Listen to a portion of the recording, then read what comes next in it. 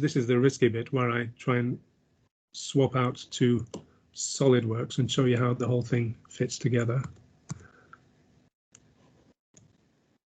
If somebody could shout out and say whether they can see a SolidWorks screen, that'd be great.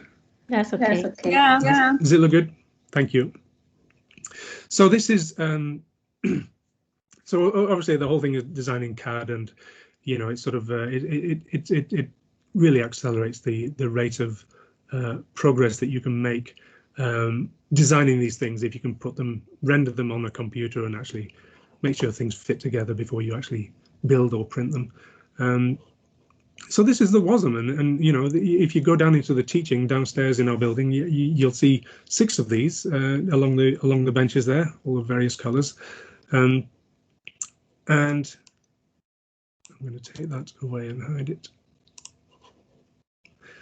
So the way it is arranged is that we have this usual WOSM block. We reduced the size of the block a little bit because we didn't want to set a large piezo stage on the top, so we could save quite a bit of aluminium there. And but this objective lens screws it directly into this block. On top of the block is also this XYZ. So you've got these micro manipulators to give you X and Y, and on the Z axis, which moves this whole there, sorry, going the wrong way, which moves the whole, let me just rotate that back, level again. So the whole upper part, so the whole stage and the sample move up and down with this stepper motor. So you've got a nice stepper control on focus. Now what I might do is a cutaway so that you see how the whole thing fits together. Oh, that was lucky. That's not a bad position actually. I'm going to go with that. If it lets me do it. Yes.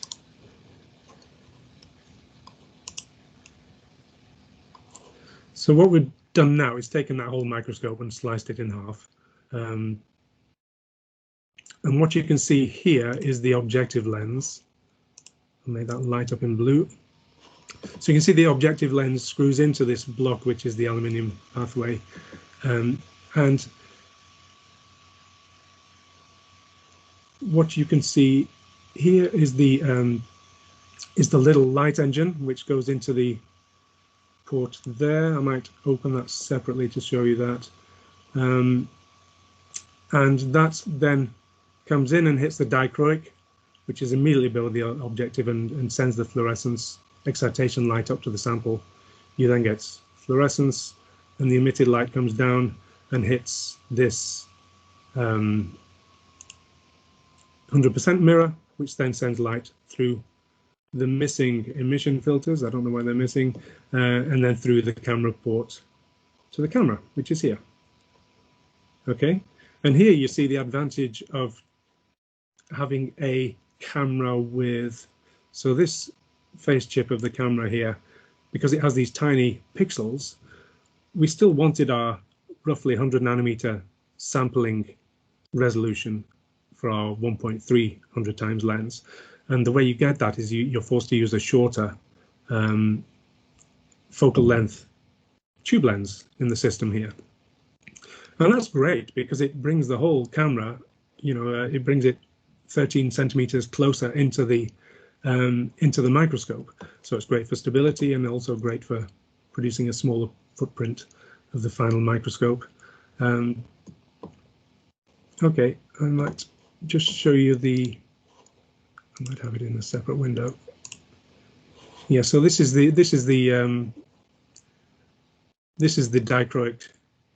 dichroics in the little light engine. Obviously, there's a equivalent other half of this piece here, which plops on the top there to seal it all in and keep these mirrors from moving around. But that's it. And so this thing produces from these 1 millimeter sources, it produces a 5 millimeter roughly image of the back focal plane of the objective. And the objective here is essentially shown as a tube of steel. I don't include any of the optics. These things are packed with glass. but the effective back focal plane of the objective is roughly in this position here.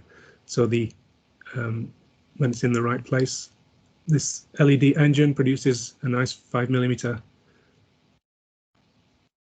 LED image at that point. And the nice thing about the thing about having it the right size is that you use the full NA of the objective to give you the optimal light up of whatever the sample is that you have in this position.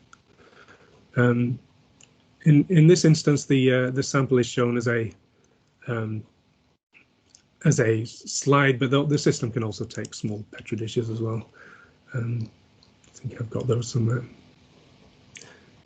Okay, and then the block which goes in below, I think I have that in a separate window.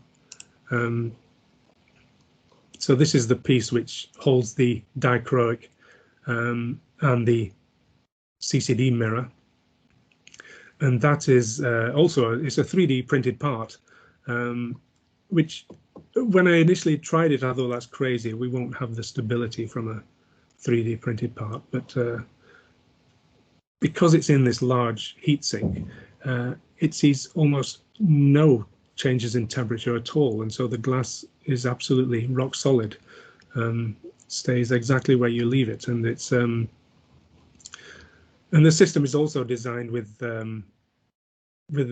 so that you can adjust it and align it in situ. So so you can sort of see these little threaded parts in these 3D printed parts, and those are for grub screws actually, where you can just put an Allen key in the back there, and you've got 3 points of adjustment on each of the 2 mirrors in the system, and that allows you to perfectly align the emission and the excitation pathways. And the same on this side, there's a three grub screws at the back of the lower mirror as well. And these parts are just for printing. These break away after printing. They're just for support. Okay.